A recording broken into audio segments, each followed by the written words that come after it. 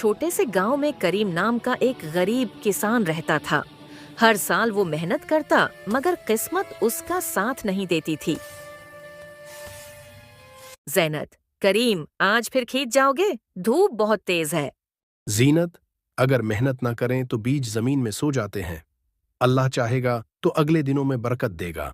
अहमद, छोटा बच्चा, अबो क्या ये बीज सोना उगाएंगे? सोना नहीं बेटा, लेकिन अगर ईमान से लगाएं तो रिस्क जरूर आएगा। सूरज तेज, जमीन सूखी, करीम थक कर बैठ जाता है। दिन गुजरते गए, मगर बारिश का नाम वो निशान नहीं था। खेत सूख गए, फसल जल गई और उम्मीद मद्धम पड़ गई।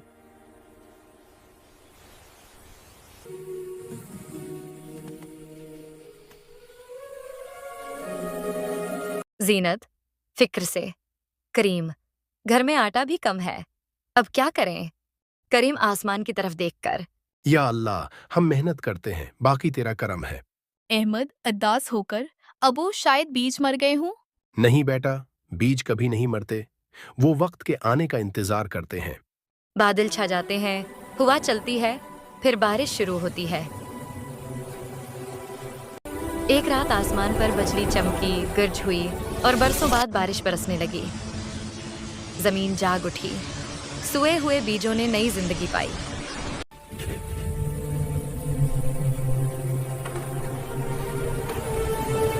अहमद खुशी से उछलकर, अबू देखो, पौधे निकल आए।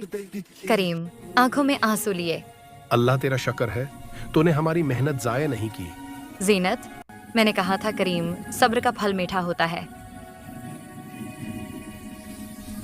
खेत हरे भरे, गांव वाले मदद कर रहे हैं।